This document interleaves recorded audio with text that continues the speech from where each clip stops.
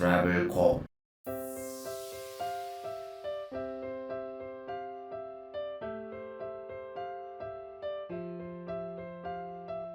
안녕하세요. 방콕 자유여행에 관한 모든 것을 도와드릴 트래블콕입니다. 태국의 송크란은 아마 많은 분들이 한 번씩은 들어보셨을 거라고 생각합니다. 세계적으로도 유명한 축제 중에 하나이고 물총 싸움하는 이미지로 많이들 기억하실 텐데요. 물론 우리한테는 거리에서 서로에게 물을 뿌리는 페스티벌 정도의 의미인 게 맞지만 태국인들은 이 기간이 우리의 설날 비슷한 개념으로 태국에서 가장 큰 명절이라고 합니다. 태국은 4월과 5월, 그 중에서도 4월이 평균 최고 기온 35도 정도로 1년 중에 가장 더울 때입니다. 그리고 매년 4월 13일부터 15일까지 3일간이 송크란 기간입니다. 방콕 여행하는 분들 중에서 이 기간이 포함되는 분들이 많은 비중은 아니겠지만 누군가는 일부러 송크란을 즐기려고 맞추는 분들도 계신 걸로 알고 있습니다. 1년 내내 낮 기온이 30도가 넘는 방콕에서 그것도 가장 더운 4월임에도 이 송크란 기간엔 오히려 어느 때보다 가장 시원한 방콕을 경험할 수 있기도 합니다. 그래서 세계인들과 함께 더위를 잊으면서 물총 싸움을 하고 싶은 분들이라면 일부러 이때의 방문을 고려해보는 것도 좋지만 오히려 반대로 아까 말씀드린 대로 태국의 가장 큰 명절이자 연휴라서 많은 사람들이 고향에 가거나 휴가를 떠나고 또 왕궁을 포함해서 유명한 식당들도 이때 문을 많이 닫습니다. 제가 평소에 즐겨 찾던 어느 식당도 이 기간 앞뒤로 열흘이나 문을 닫는 걸 경험하기도 했는데요. 그러니까 의도했든 그렇지 않든 이 기간에 걸쳐서 방콕에 오신다면 이런 장단점이 있다는 것 잘 참고하셔야겠습니다.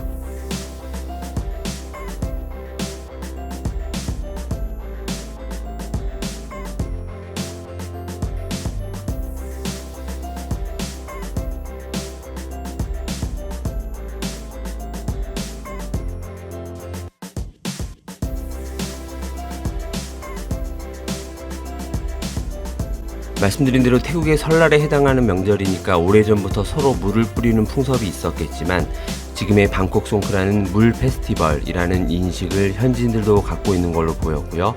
우리의 크리스마스처럼 그 기간은 특히 젊은 사람들 위주로 평소와 다른 들뜬 마음으로 최대한 먹고 마시면서 즐기는 것 같습니다. 송크란에 물을 뿌리는 건 서로 상대방을 가리지 않는데 그냥 단순한 장난이라기보다는 그렇게 뿌림으로써 상대를 축복해주는 의미가 있는 거라고 합니다. 그러니까 누가 나한테 물을 뿌린다면 기분 나빠하기보다는 열린 마음으로 고마워하는 게 더 좋지 않을까 싶습니다. 물만 뿌리는 게 아니고 하얀 진흙 같은 것도 장난스럽게 얼굴이나 몸에 바릅니다. 역시 축복의 의미라지만 물까지는 괜찮아도 저도 처음에 당했을 땐 옷이 더러워져서 당황스럽기도 했었는데요.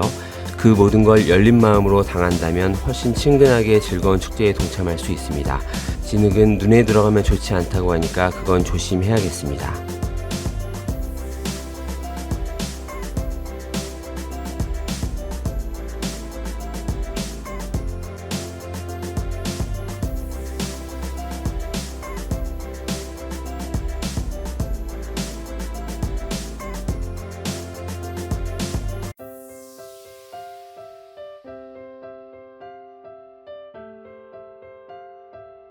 이왕 송크란 기간 중에 방콕에 왔다면 난 절대 동참하지 않을 거고 물을 뿌리면 용서하지 않겠다 라고 생각하기보단 많은 사람들의 축복을 기꺼이 받겠다라는 생각을 가지시길 제안드립니다. 방콕의 골목 곳곳에서 물 받아놓고 지나가는 사람한테 뿌리는데 물론 철저하게 피해 다니면 안 맞을 수도 있긴 합니다. 그런데 장난기를 주체하기 힘든 사람은 어디에나 있으니까 아무리 심각한 표정을 지으면서 피해서 지나가도 한 번쯤은 물벼락을 맞을 확률이 좀 더 높습니다.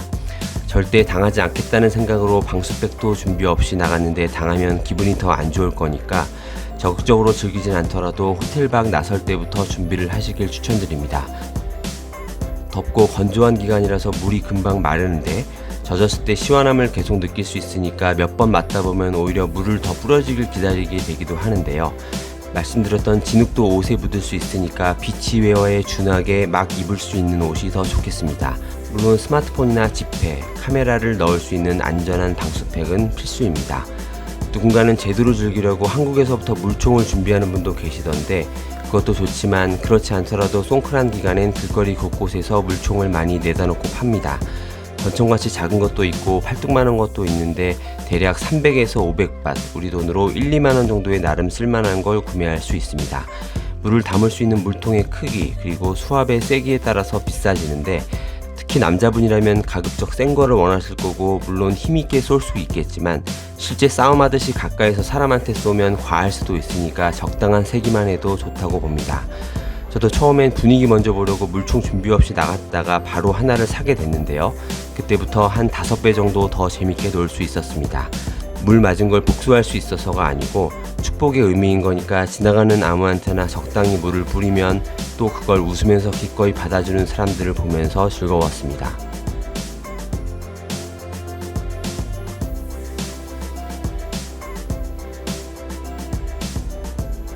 방콕 내 대부분의 골목들에서 크고 작은 물싸움이 있지만 특히 더 제대로 즐기기 위해서 굳이 찾아갈 수 있는 목적지가 몇 곳 있습니다. 가장 대표적으로는 실롬역 주변, 시암역 시암스퀘어 주변, 그리고 카오산 로드입니다. 올해 2019년도에 카오산 로드는 공식적인 송크란 행사가 취소돼서 많은 분들이 아쉬워했고 저도 올해는 가보지 못했습니다만 이 세 곳이 낮부터 저녁까지 태국 현지인들 비롯한 많은 사람들이 모이는 가장 유명한 곳들입니다. 그리고 스쿰비 지역 호텔에 많이들 머무실 텐데 프롬퐁역과 아송역 사이에 소이 22, 나나역 주변에 소이 4, 그리고 아송역 주변에 소이 카우보이 같이 술집들이 몰려있는 대표적인 유흥거리들도 송크란 기간에 음악 크게 켜놓고 밤늦게까지 제대로 즐깁니다. 이 정도까지는 상대적으로 다소 라이트하게 즐기는 곳들이고요. 젊은 분들이 더 핫하게 즐기고 싶다면 방콕의 대표적인 대형 클럽인 오닉스와 루트 66이 있는 RCA에 좀 늦은 시간에 가면 좋은 옵션이 됩니다. 평소엔 각자의 건물이 있지만 이날만큼은 RCA 거리 거의 전체를 이 두 개의 클럽이 양분해서 특설 테이블을 만드는데요. 걸어다니기 힘들 정도로 많은 젊은 사람들이 몰리니까 음주 가무를 특히 좋아하는 분들이라면 여길 고려해봐도 좋겠습니다. 평소에 이 두 개 클럽은 위스키 시켜서 테이블까지 잡지 않더라도 입장료 300바 정도의 맥주 한 잔으로 가볍게 즐길 수 있는 곳인데 이때는 이왕이면 3,000에서 4,000바 정도의 스탠딩 테이블을 미리 잡는 걸 추천드립니다.